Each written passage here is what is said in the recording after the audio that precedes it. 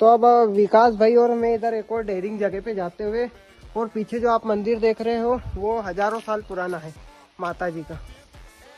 और इधर हम दो ही भाई जा रहे हैं, और इधर डमडम बाबा हमारे साथ नहीं आ रहे हैं क्योंकि खतरनाक है थोड़ी सी जगह,